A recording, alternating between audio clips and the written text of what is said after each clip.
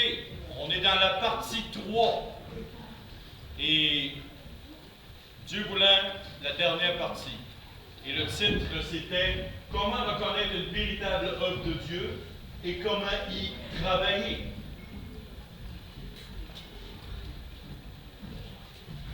Éphésiens chapitre 4 et verset 7. On va décortiquer Éphésiens et on va rentrer en profondeur. On va faire un travail d'exégèse, ça veut dire on va retirer des vérités de la parole de Dieu. Et vous savez que dans une prédication de 45-50 minutes, c'est dur de faire une étude hyper approfondie. Mais je vais vous mettre sur la piste.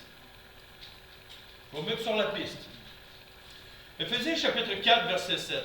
Mais à chacun de nous, la grâce a été donnée selon la mesure du don de Christ. Qu'est-ce que ça veut dire? Or, à chacun de nous, comme je l'ai dit tantôt, on a tous un ou des dons spirituels que Dieu nous a accordés. Et on entend par le texte, la grâce a été donnée.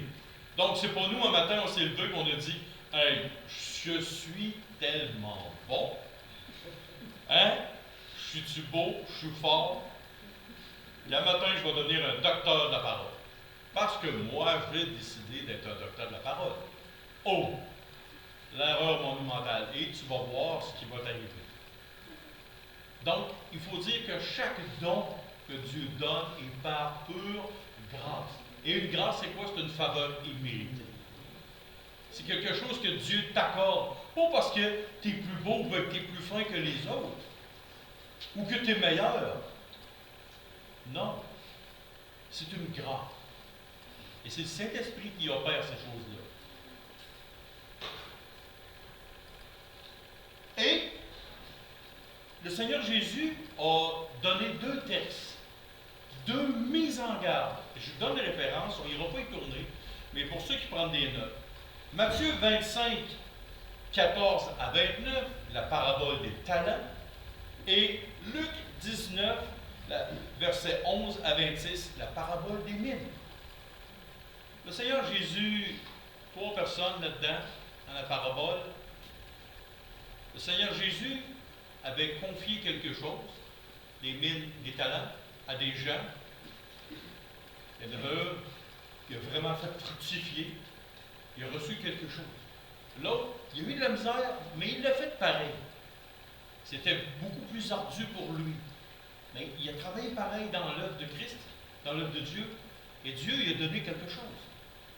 Et le dernier, dans les deux cas, a dit, moi je savais que tu étais sévère, Seigneur, fait que j'ai pris mon don, mon talent, ma mine, je l'ai enterré, là tu reviens, ben regarde, je te l'ordonne. Oh! Là, le Seigneur Jésus lui a dit, ce que tu avais, je te l'enlève. Qu'est-ce qu'il veut dire? Ce que tu avais, je te l'enlève pour te donner à quelqu'un d'autre. Qu'est-ce que ça veut dire? Avant la fondation du monde, Dieu a créé des œuvres afin qu'on puisse les faire. Et il a préparé aussi des récompenses. Donc, ce que tu avais en réserve dans l'éternité avec Dieu, si tu as pris ton ou tes dons et tu les as enfouis, tu ne veux plus rien savoir, bien, ce que tu avais en réserve, Dieu va le prendre et va te donner à quelqu'un d'autre.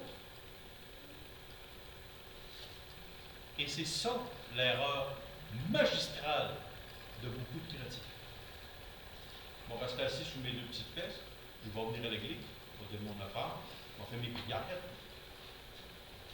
Après ça, c'est fini. Je fais ma vie comme je l'entends. Oh! Voici le plus grand piège du diable pour l'enfant de Dieu. Dieu nous a chacun donné un ou des dons. C'est à nous à comprendre, à allumer, à réfléchir, à le prendre, à l'approprier et le mettre au service, au profit de l'Église locale. Et je le dis depuis des années à plein de monde, ça le rentre par une oreille, ça le sort par l'autre. Mais un jour, quand le tribunal de Christ arrivera, il y aura des hommes, j'aurais dit. Pourquoi je n'ai pas travaillé dans l'œuvre du Maître pendant les quelques secondes terrestres dans les milliards d'années de l'éternité? Quelle folie j'ai faite. Donc, Aussi, 1 Corinthiens chapitre 3, versets 9 à 15. Nos œuvres seront examinées, seront passées au regard scrutateur de Christ. Pour savoir si nous avons bâti sur l'œuvre de Christ avec des pierres précieuses de l'or et de l'argent, ou avec du bois, du foin, du chaume. Et là, c'est là que c'est important. Éphésiens chapitre 4, versets 11 à 14.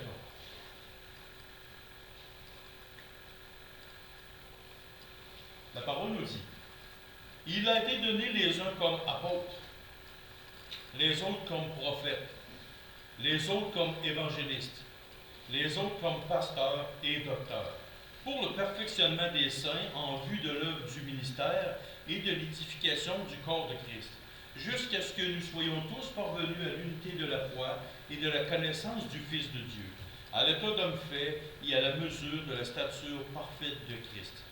Ainsi, nous ne serons plus des enfants flottants et emportés à tout vent de doctrine par la tromperie des hommes, par leur ruse dans les moyens de séduction. Les gens passent leur vie à lire ce texte-là comme les gens signent un document d'assurance. Ne lisent pas, signent en bas, et le tour est joué, on passe à un autre appel. Oh, quelle grave erreur de prendre ce texte-là et de le lire sans vouloir le comprendre et le mettre en application. Je vous pose une question.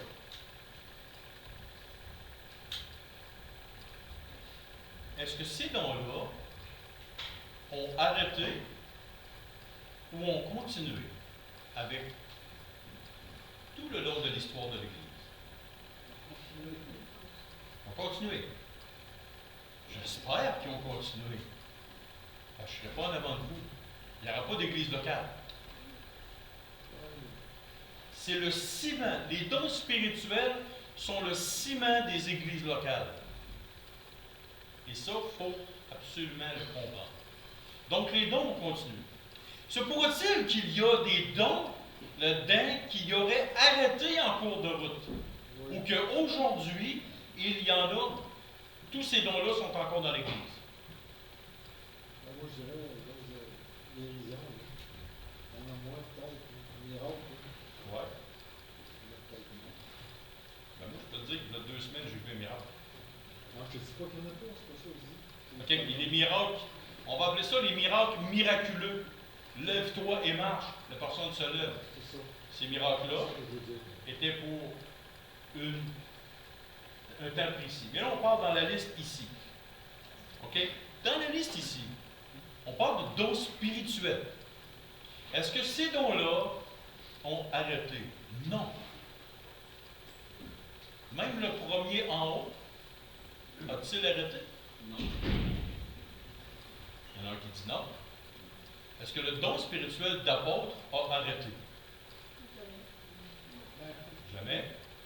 Tu regardes qu'est-ce que apôtre étudie, qu'est-ce que la démission apôtre, là tu vas savoir si c'est fini.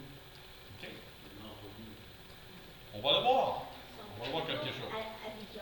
Il y a le don spirituel d'apôtre, et ça c'est un don spirituel. Il y a la charge d'apôtre. Il y a le don spirituel de pasteur, et il y a la charge de pasteur. Est-ce qu'on mélange pasteur et la charge d'évêque? Oui. Mais avant de dire qu'est-ce que qui est quoi, puis on va aller voir à quoi ça sert. Et il y a quelques petits mots qui sont oubliés, littéralement oubliés dans les dons spirituels. Ils sont dans le texte, ils sont là. On ne peut pas dire qu'on ne le savait pas. C'est écrit un peu comme un contrat d'assurance. Tu ne peux pas dire que tu ne le savais pas. Tu as signé quelque chose, tu étais supposé de le lire avant. Et ça, c'est dans n'importe quoi. Il y a le mot pour. Les 2 petits mots en vue. 3 petits mots jusqu'à ce que. Et le mot ainsi. Oh, que ces mots-là sont d'une importance capitale pour comprendre le fonctionnement des dons spirituels. Le pour le perfectionnement des saints. Vous ne pouvez pas me dire que ce n'est pas vrai ce que je dis. C'est écrit textuellement dans la parole de Dieu. Donc, si vous recevez un ou des dons spirituels, c'est pour le perfectionnement des saints. Wow! Si je reçois un don de docteur, de pasteur, d'apôtre, d'évangéliste, de prophète, est-ce que c'est pour moi ou pour le perfectionnement des saints, donc pour les autres? Pour le perfectionnement des gens qui nous entourent. Donc, qu'est-ce que tu fais en dehors d'une église locale avec ton don spirituel? Dieu te dit que tu as reçu un ou des dons spirituels pour le perfectionnement des saints, donc tu vas aller faire ça au centre commercial, dans le cours chez vous? Non. C'est pour le perfectionnement des gens, des saints, donc des autres croyants. Bon, maintenant que tu perfectionnes les saints, c'est quoi ton but? Alors moi, j'ai décidé de gratter avec ma pelle la rue. Pourquoi tu grattes la rue avec ta pelle? C'est quoi ton but? Oh, je gratte la rue. Mais c'est où tu t'en vas? Oh, je m'en vais par là. Quand est-ce que tu vas arrêter? Quand il n'y aura plus de neige. Voyez-vous? Donc, pourquoi tu as un don spirituel? Pour le perfectionnement des saints, mais c'est où tu t'en vas avec ça? En vue de l'œuvre du ministère et de l'édification du corps de Christ. Donc, ton but, c'est l'œuvre du ministère et, en plus, le « et » là, c'est un plus. Ça veut dire un et l'autre ensemble. C'est pas dissociable. Donc, l'œuvre du ministère. Donc, ce que moi, j'ai reçu comme don, exemple, prenons, je perfectionne Maxime. Mais c'est-tu pour le perfectionner jusqu'à 90 ans? 100 ans? Non. Tantôt, je vous ai parlé d'enfants matures. Pourquoi on éduque un enfant? Parce qu'on veut qu'il fasse quelque chose dans sa vie. Donc, un chrétien, pourquoi moi j'ai un don? Je vais perfectionner Maxime, mais un jour, je veux qu'il fasse quelque chose. J'ai une responsabilité qui découvre son don spirituel ou ses dons spirituels. Et là, qu'est-ce que je vais faire? Je vais l'édifier, ça veut dire que je vais construire quelque chose chez lui. Mais là, je vais l'amener à réaliser que lui aussi, il faut qu'il fasse quelque chose. Oh! Comment veux-tu faire ça en dehors de l'église locale? Il faut que tu sois là. Il faut que tu travailles parmi tes frères et tes sœurs. Et l'église locale, c'est pas juste ici à Lévis entre les quatre planches. Quand tu rencontres un chrétien, c'est quoi ton but? C'est quoi ton don? Qu'est-ce que tu vas faire avec ces dons-là? Pensez-vous que je suis pasteur juste des gens ici? Pensez-vous que mes dons spirituels, je les utilise juste ici avec vous? Ou non? En Afrique? En France? À Paris? À Montréal? Aussitôt que j'en ai l'occasion. Parce que je crois, oui, à l'Église locale, mais je crois au corps universel de Christ. Et c'est ça qui est important. C'est quelle est votre réalité? Votre but. Et des fois, c'est pas obligé de dire une grande prédication.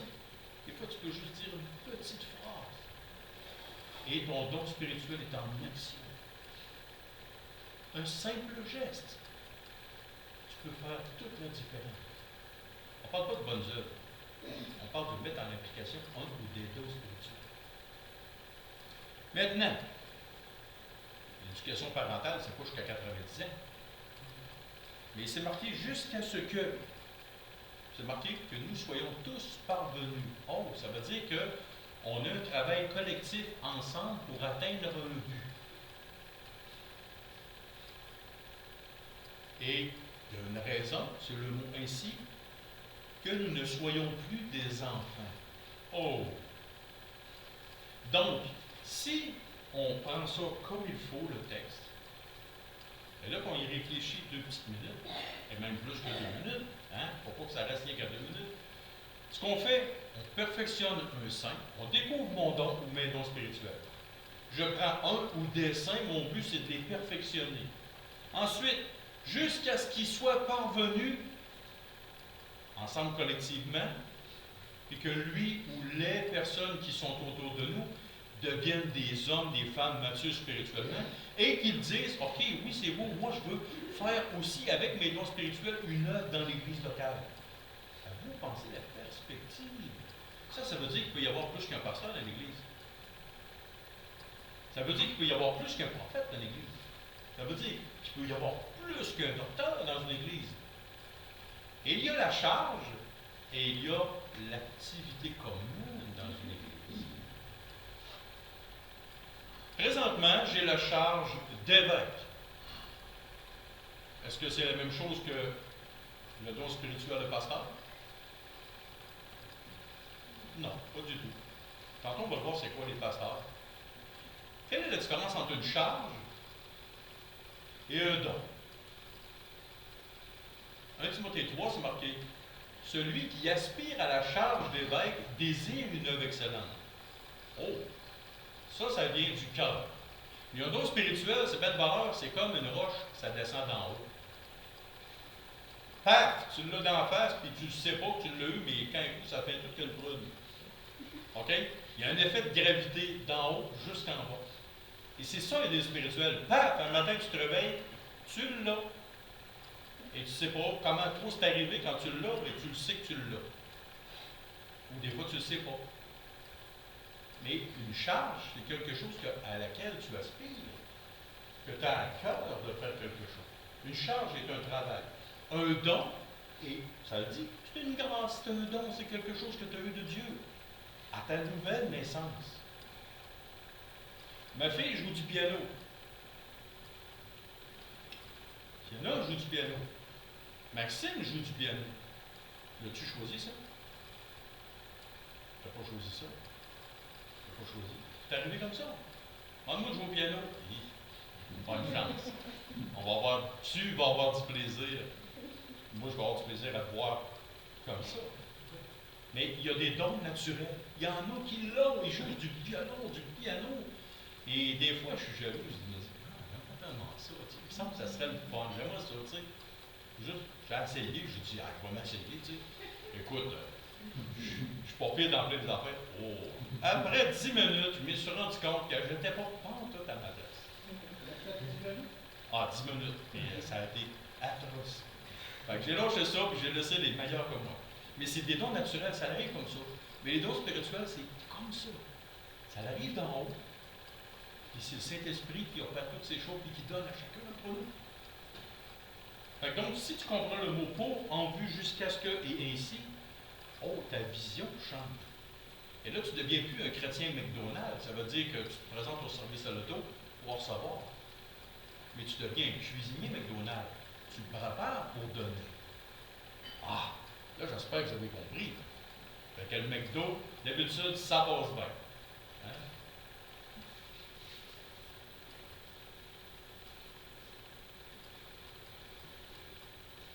Revenons aux 5 dons spirituels.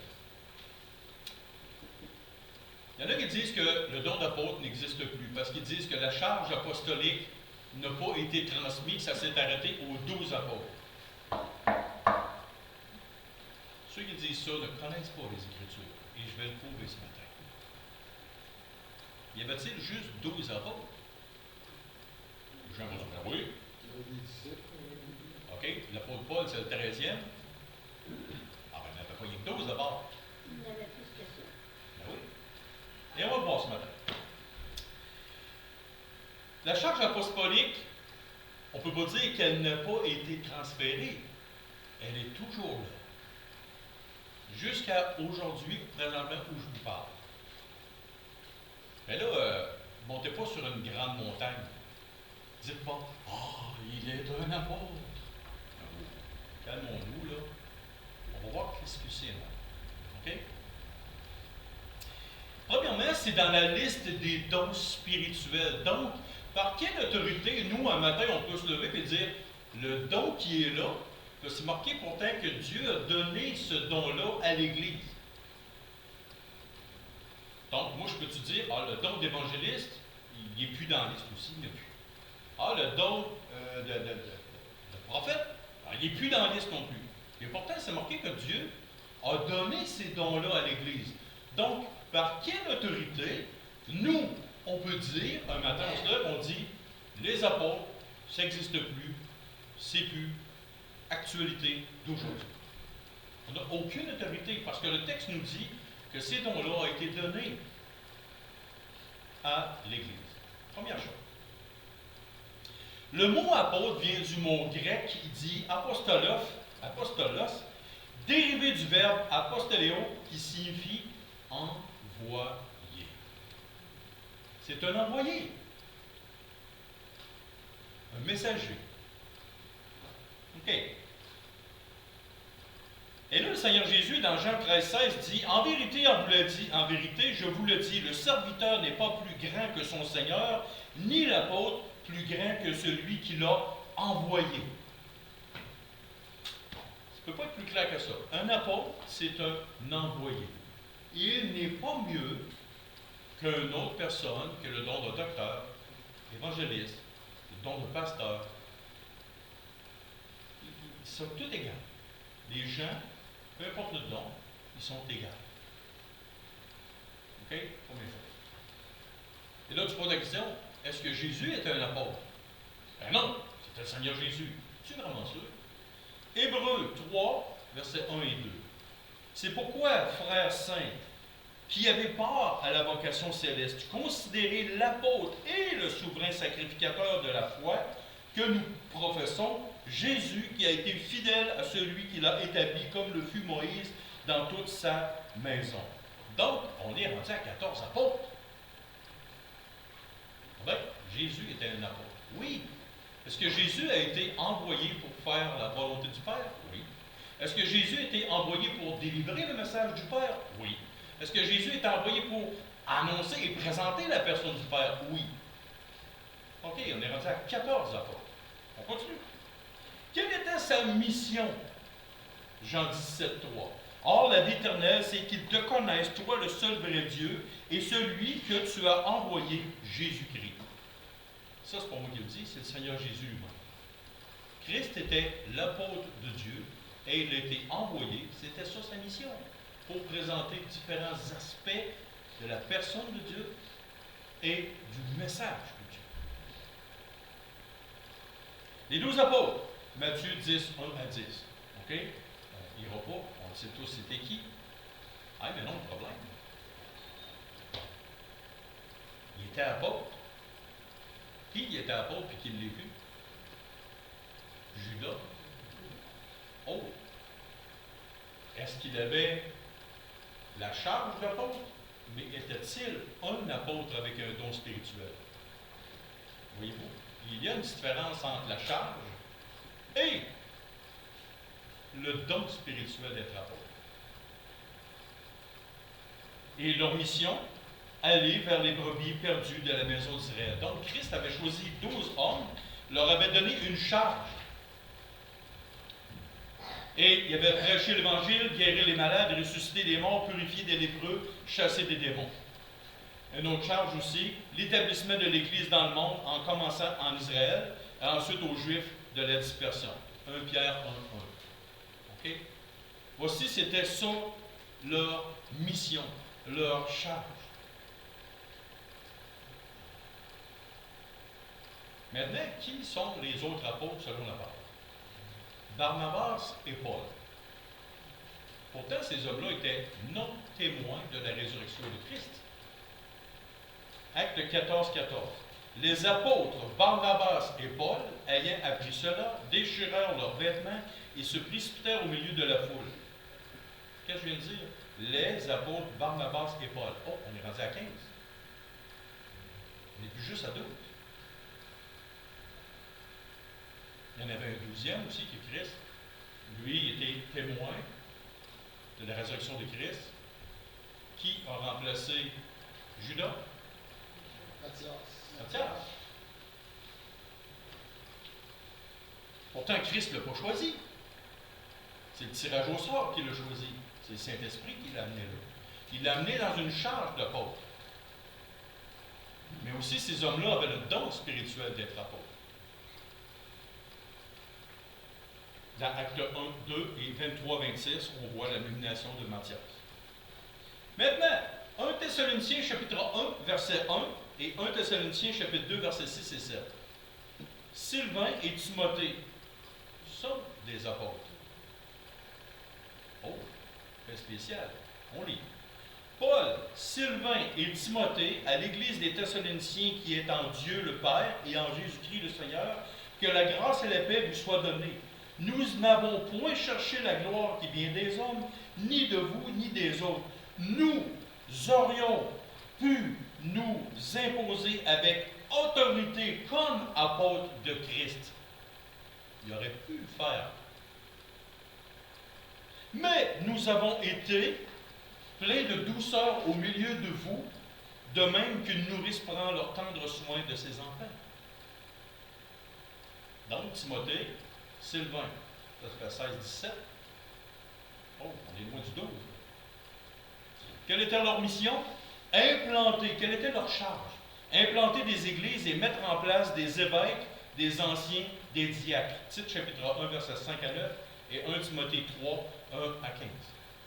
Leur mission, c'était implanter des églises et mettre en place des évêques, des anciens et des diacres. Et même la parole de Dieu nous dit, à un autre endroit, qu'il y a des vrais et des faux apôtres. On ne parle pas de charge, on parle de dons spirituels. Voici 2 Corinthiens 11, 13 à 15. Ces hommes-là sont des faux apôtres. Et là, c'est Paul qui parle. Des ouvriers trompeurs déguisés en apôtres de Christ. Et cela n'est pas étonnant puisque Satan lui-même se déguise en ange de lumière. Il n'est donc pas étrange que ces ministres aussi se déguisent en ministres de justice. Leur fin sera selon leurs œuvres. Donc, ici, ces hommes-là sont des faux apôtres. Et Apocalypse 2, 1 à 12, ce que plusieurs années après, Christ demande à Jean d'écrire à une des églises, et voici ce qu'il dit. Écrit à l'ange de l'église d'Éphèse, voici ce que dit celui qui tient les 7 étoiles dans sa main droite, celui qui marche au milieu des 7 chandeliers d'or. Je connais tes œuvres, ton travail et ta persévérance. Je sais que tu ne peux supporter les méchants, que tu as éprouvé ceux qui se disent apôtres et qui ne le sont pas, et que tu les as trouvés menteurs. Donc, il y en a qui se pretendaient être apôtres, mais qui ont été trouvés menteurs. Je vous pose la question. Jean était-il le dernier apôtre? Quand il a écrit ça? Bonne question. Il était très, très vieux, Jean.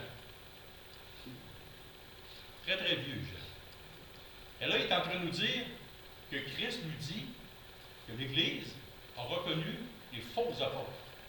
Donc, il y en avait plusieurs. Il y avait des vrais apôtres, et il y avait des faux apôtres. Maintenant, comment reconnaître si un homme est réellement un apôtre? C'est assez spécial. On peut dire, oh oui, il y a des apôtres. Mais comment on fait pour reconnaître un apôtre tangiblement? 2 Corinthiens 3, 1 à 3.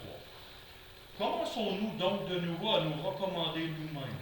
Ou avons-nous besoin, comme quelques-uns, de l'aide de recommandation auprès de vous, ou de votre part?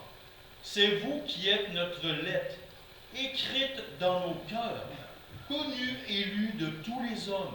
Vous êtes manifestement une lettre de Christ, écrite par notre ministère, non avec de l'encre, mais avec l'Esprit du Dieu vivant, non sur des tables de pierre, mais sur des tables de chair sur les cœurs. Donc, vous voulez voir si un homme est un apôtre, un envoyé de Dieu. Aujourd'hui, on appelle missionnaire ou implanteur d'église. Le mot missionnaire et implanteur d'église dans la Bible n'existe pas. Il y a la charge et il y a le don spirituel d'être apôtre. Si vous voulez voir si un homme est un apôtre, c'est pas compliqué. Vous êtes manifestement une lettre de Christ, écrite par notre ministère. c'est le ministère d'un homme après son passage et la résultante dans le cœur des gens qui va déterminer si un homme est un apôtre ou pas. Y a-t-il eu une implantation d'églises qui se sont faites? Comment j'en ai vu d'hommes implanter des églises? Au final, capote, zéro, nada, rien. Des hommes qui ont repris la charge d'une église et ça a été bousillé. D'autres hommes qui sont partis d'un milieu de nulle part et qui sont arrivés et il y a une œuvre qui s'est implantée. Cet homme-là, considérons qu'il est un apôtre.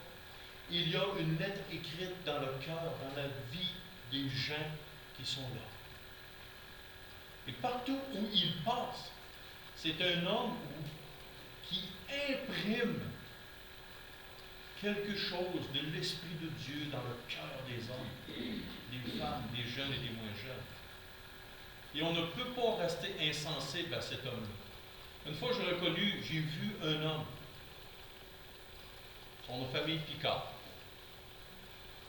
et j'ai vu un homme, un apôtre, d'une condition humble, un cœur tellement humble. Et j'ai vu dans son peau, son corps, des dons spirituels, un homme d'une capacité incroyable. Mais lui, il était tellement humble. Mais ça ressortait au travers de son cœur, ses paroles, son âme. Et oh, wow! Il a imprimé chez moi quelque chose d'incroyable. Incroyable. C'est ça un réel apôtre. C'est ça un réel apôtre. Et jamais vous entendrez un homme dire « Je suis un apôtre ». Si vous entendez un homme dire « Je suis un apôtre » ou il met le titre d'apôtre en avant de son nom, il rentre dans la catégorie des faux apôtres. C'est un coucou qui veut avoir ton argent.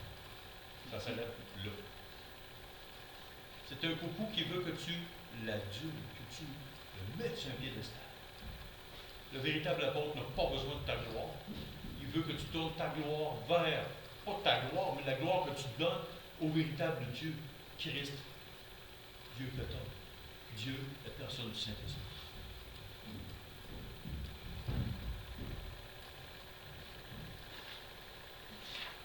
Maintenant, le don de prophète,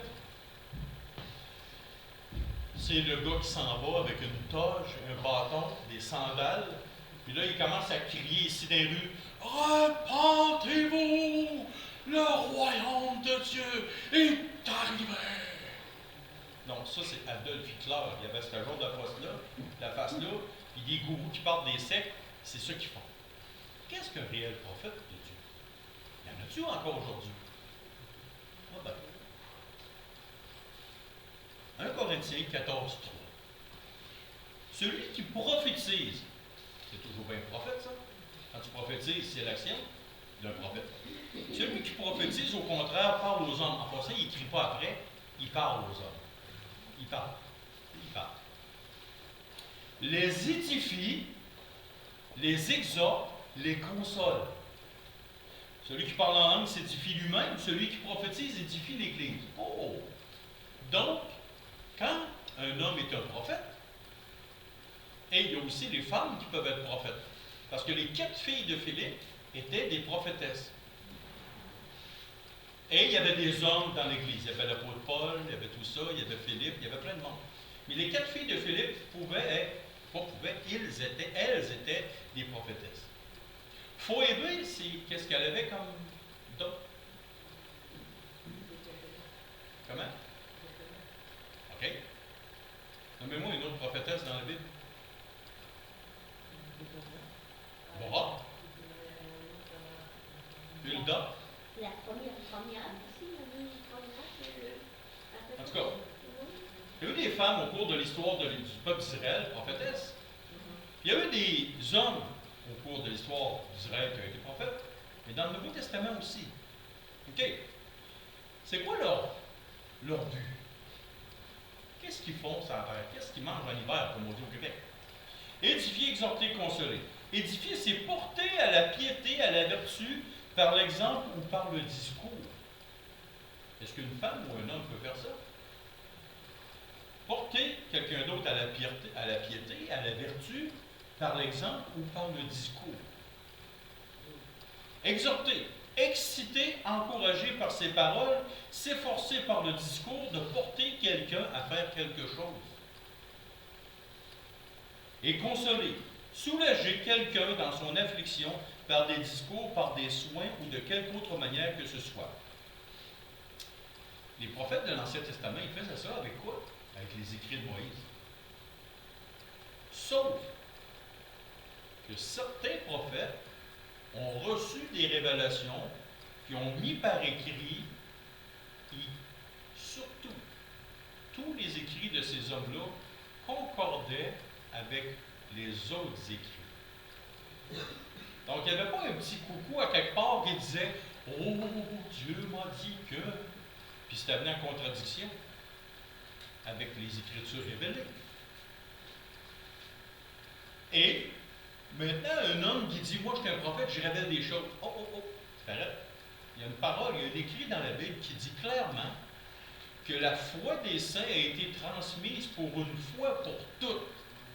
Donc, ça veut dire qu'il n'y a plus rien qui peut se rajouter à une révélation qui, soi-disant, viendrait de Dieu. Donc, la charge, le don spirituel d'être un prophète, c'est d'édifier, d'exhorter, de consoler sur les écrits que nous avons, pas pour ta gloire, pas pour écraser quelqu'un, pas pour un but spécifique, de l'argent, pour édifier, pour exhorter, pour consoler le cœur de la personne à se tourner vers les Écritures, vers la personne de Christ. Évangéliste. En passant, petite pause, petite parenthèse. Si ce que je dis, au fur et à mesure que je le dis, cette chose-là résonne dans vos cœurs, il y a quelque chose qui se passe ici dans votre âme, dans votre cœur, bien sachez que vous avez la semence de ce don spirituel. Et que plus tard, on pourra faire un travail ensemble. Le don d'évangéliste. Il ouvre les yeux des insouciants et il gagne des âmes à Christ. Il a un amour profond pour les âmes des gens qui périssent. Il est passionné par les âmes. Il voit chaque personne qui n'appartient pas à Christ comme une personne qui s'en va dans l'enfer éternel, dans le feu où le soufre et là où les souffrances ne termineront jamais. Et il a une passion pour les âmes qui périssent. Et il désire de tout son cœur diriger les âmes non vers lui, mais vers seulement, uniquement Christ, le Seigneur Jésus. Jamais il se présente, suis-moi. Il dit, suis Christ, tout le temps. Il a appris à présenter le véritable évangile, pas un évangile corrompu, un évangile qui va plaire aux gens. Non, le véritable évangile, si tu ne crois pas, tu te péris, tu t'en vas en enfer. Le sang de Christ te lave de tout péché. Ce n'est pas une joke, c'est une vérité. Le véritable évangile, il est prêché par cet homme. Peu importe s'il y a 1 million de personnes contre lui, il va dire que le sang de Christ lave de tout péché. Que Christ est mort à la croix comme œuvre substitutrice pour l'homme.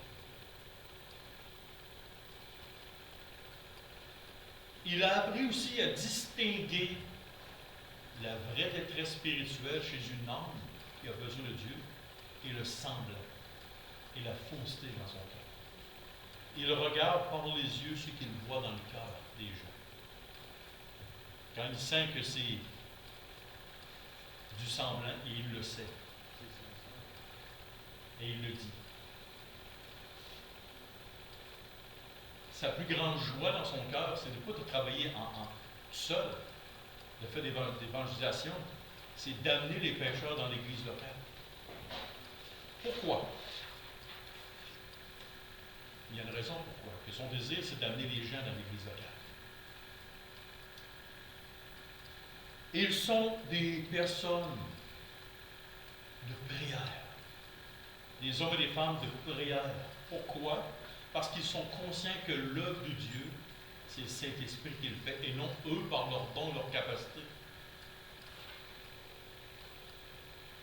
C'est des hommes et des femmes d'une très grande foi qui comptent sur le Dieu vivant pour la réalisation du plus grand miracle, soit la conversion d'une âme. Le plus grand miracle sur terre, c'est la conversion d'une âme. Passer quelqu'un des ténèbres à la lumière. De voir quelqu'un passer des ténèbres à la lumière, c'est le plus grand miracle qui peut se passer sur terre. Donc, si quelqu'un me dit que Dieu ne fait plus de miracles, excuse-moi, il y a des conversions chaque jour.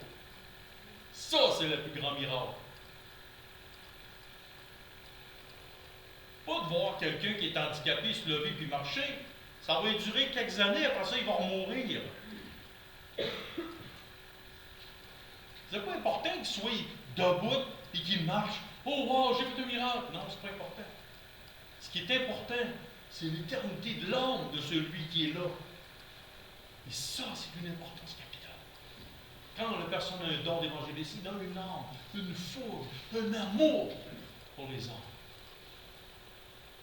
Ils sont les Écritures pour présenter seulement et uniquement la vérité de Dieu.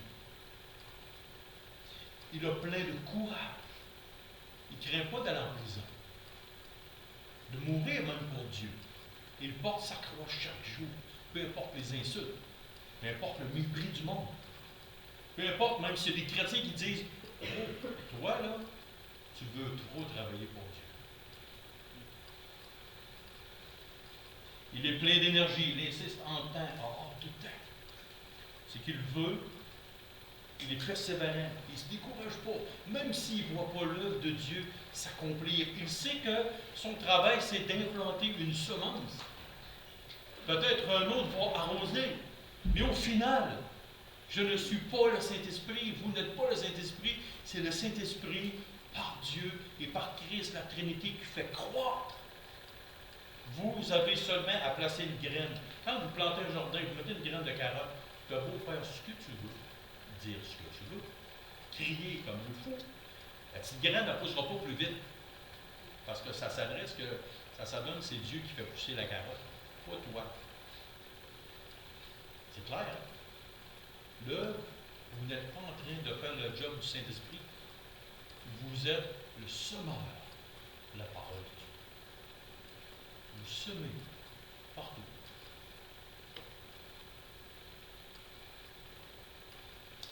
La sphère d'activité, la plus grande sphère d'activité, c'est le monde.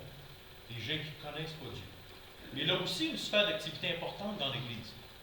Parce qu'il y a des petites jeunesses qui ne sont pas encore sauvées. J'ai connu un homme une fois 6 ans de temps assis. Dimanche matin, dimanche soir, mercredi soir, 6 ans de temps dans une église évangélique. Il n'était pas sauvé. Il n'était pas sauvé. Fidèle. Plus fidèle qu'il y a même des sauvés. Il pratiquait une religion évangélique.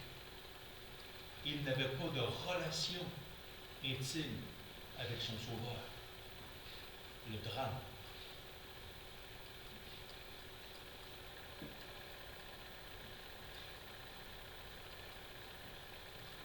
Le véritable cœur de l'évangéliste, c'est d'amener la personne dans une église locale. Et là, pourquoi? Parce que lui, son travail est fait et le rôle du pasteur et du docteur va commencer un travail extraordinaire, va commencer à labourer le cœur de ce nouveau-né-là pour qu'il puisse entrer et comprendre et connaître les choses de Dieu. Et l'évangéliste, lui, part, il part à la recherche d'autres âmes, et il les ramène dans l'église locale. Maintenant, le rôle du pasteur. Le rôle ou le don du pasteur. Aujourd'hui, on dit « Ah, pasteur Jones » ou « pasteur un tel », « pasteur un tel ». Si vous voulez vraiment avoir un langage très biblique, vous devriez dire « évêque ». Parce que j'ai la charge d'évêque, mais est-ce que je suis un pasteur? Combien de fois j'ai vu des gens avoir la charge de pasteur, mais qui n'avaient totalement pas le don d'être pasteur? Et ils vont faire vraiment des erreurs. Pourtant, tout le monde les appelait pasteurs. Mais qu'est-ce qui se passe? Est-ce qu'on mélange la charge de, on va dire, pasteur, parce que tout le monde appelle ça comme ça? Non. C'est la charge d'évêque. Mais il y a le don de pasteur. Est-ce que vous croyez que dans une église locale de 2000 personnes, il y a seulement qu'un pasteur? Non. Il y a la charge d'une personne qui est l'évêque principal, qu'il y a une charge, mais le don de pasteur. Monsieur Lacaze, voyez-vous qu'il y a un don de pasteur? J'espère que vous l'avez reconnu. Il y a un cœur de berger. Est-ce qu'il est le pasteur de l'église de Lévis? On a un problème, il y a 2 pasteurs à Lévis. On est fait. On est coincé. Mais qui qu'on va écouter? Ah, tantôt James, tantôt M. Lacaze. Oui, mais ancien, c'est une charge. Il y a la charge des règles. Mais est-ce qu'on peut être 2 pasteurs dans l'Église? Est-ce qu'on peut être 3 pasteurs? Est-ce qu'on peut être 8 pasteurs dans l'Église? Oui, et j'espère de tout mon cœur qu'un jour, il y aura 8, 9, 10, 22 000 pasteurs dans l'Église. J'exagère. On s'entend, il n'y aura pas 22 000 à l'Église de Lévis. En moins d'un miracle incroyable de Dieu. Mais il faut déterminer la différence entre une charge pastorale ou de l'évêque et un don spirituel de pasteur. Et vous allez voir dans la description ici là, que c'est totalement différent. Le nom est galvaudé, ça veut dire altéré, déformé et mal employé. Et ça, dites-vous une chose, c'est pourquoi, dans nos rencontres pastorales qu'on a à toutes les semaines, une fois j'ai amené le sujet, et les 38 pasteurs de l'Union m'ont tous dit, James, tu as raison. D'accord? C'est la vérité ce que je vous dis. Et je vais vous le prouver. Le mot grec désigne un berger, c'est-à-dire quelqu'un qui donne nourriture et soin aux brebis du troupeau. On ne parle pas de nourrir du pardon, ok? Ni des biscuits. On parle de nourriture spirituelle. Le Seigneur a qualifié et doué des serviteurs pour paître le troupeau de Dieu. 1 Pierre 5, 2. Il les a appelés pour ce service-là. Ils sont appelés. C'est des dons spirituels, ils sont appelés. Le véritable berger, celui qui a un véritable cœur de pasteur, qui a le don de pasteur, ce qu'il désire, c'est plusieurs choses. Il désire protéger le troupeau de Dieu. Il ne désire pas que l'ennemi rentre pour faire du ravage. Il a un œil et un cœur de gardien.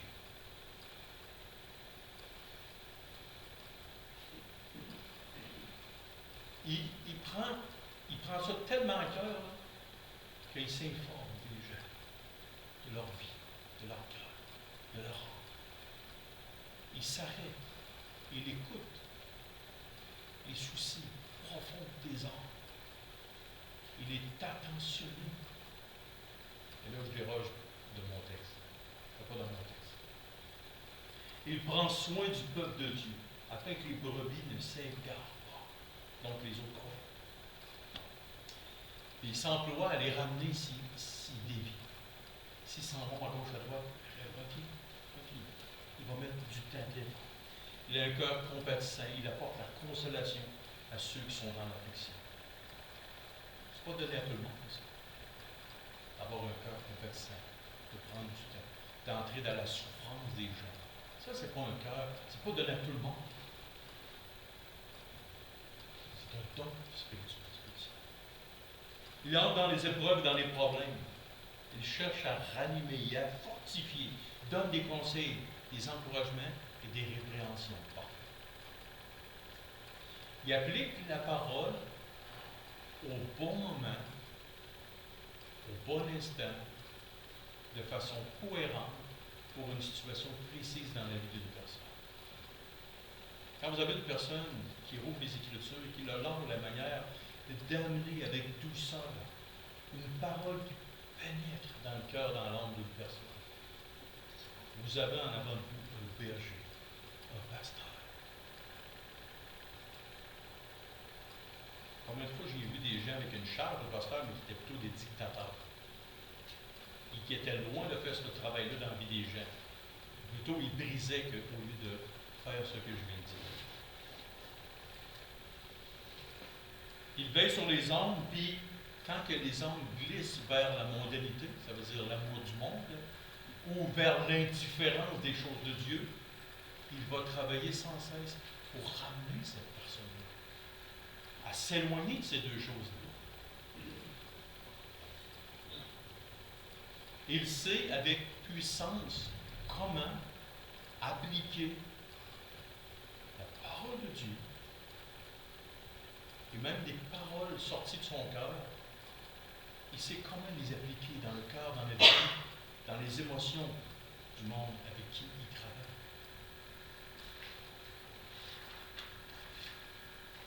Il s'adresse pour ça à la fois au cœur et à la conscience.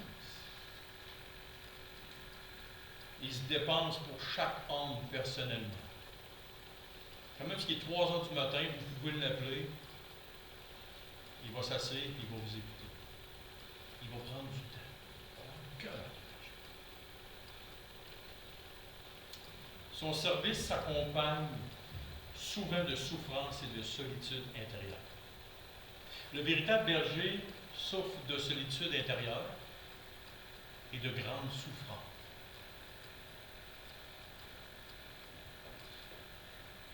Et celui qui a reçu le don de berger, de pasteur, ben Christ l'a équipé d'une façon spéciale. D'une façon spéciale hors norme. Et cette personne-là va être reconnue de tous. Les gens vont connaître son cœur, son amour, sa bonté, sa longanimité, sa patience, sa gentillesse, son écoute, proactive. C'est une personne qui va au-devant des gens.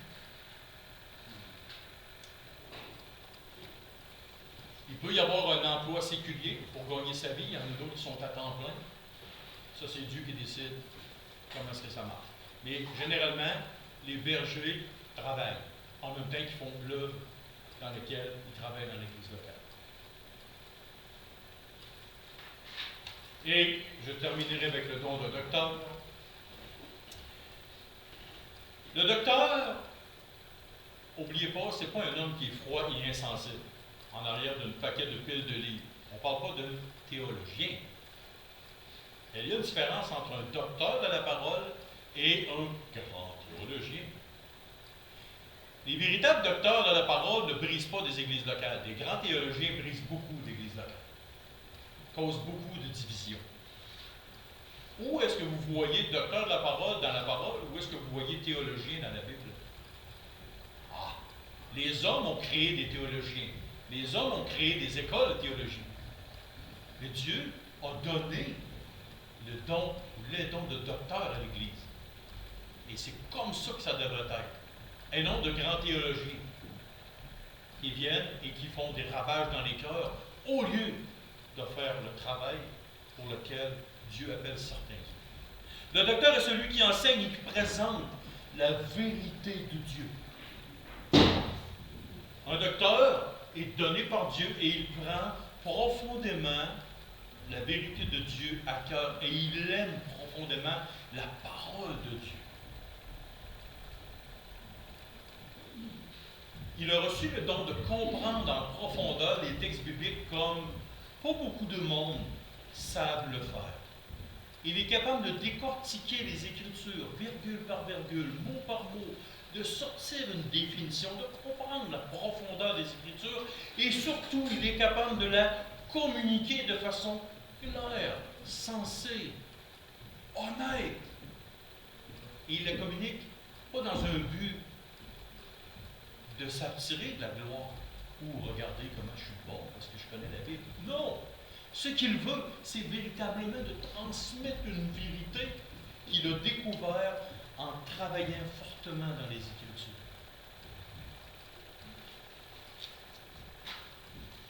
Qu'est-ce qu'un docteur? Un docteur, c'est un homme qui aime profondément Christ. C'est un homme qui veut en premier lieu que Christ soit mis en premier, qu'il soit exalté. C'est un homme qui va toujours prendre les Écritures parce qu'il sait que Christ est au milieu des Écritures et que le message principal de les Écritures, c'est Christ. Au commencement, Dieu créa les cieux et la terre. Ô Père, donne-moi la gloire que j'avais auprès de toi avant la fondation du monde. Voyez-vous, Christ était là. Premier verset de la Bible. Le dernier verset de la Bible, c'est quoi? C'est Christ aussi. Chaque mot, les types, les représentations, c'est Christ. Donc le docteur, son cœur, sa vie, son aspiration, son amour, c'est de présenter Christ, de présenter les Écritures, de travailler, de décortiquer la vérité pour la partager, la faire connaître, faire grandir. Et surtout, afin que les gens puissent mettre en application de façon concrète la vérité profonde des Écritures. Alors, en terminant, si vous sentez que un ou des dons spirituels font vibrer vos cœurs, vos âmes, sachez que Dieu est en train de faire une œuvre chez vous. Il y a d'autres dons spirituels qui sont dans la parole. Ceux qui ont à cœur de venir m'en parler. Ça ne me dérange pas, je vais prendre un temps avec vous. Pas aujourd'hui, pas cette semaine, parce que je suis beaucoup occupé, mais j'ai une courte période très intense, là, la semaine qui s'en vient, mais après, je vais être disponible. S'il vous plaît, de tout cœur, découvrez votre ou vos dons spirituels avant que vous disiez un jour, « Ah, j'aurais d'autres. » Peu importe l'âge que vous avez, peu importe où vous êtes rendu dans votre vie, il n'est jamais trop tard. Rappelez-vous de la parabole des ouvriers qui sont arrivés à différentes heures et qui ont reçu le même salaire. C'est ça qui est important.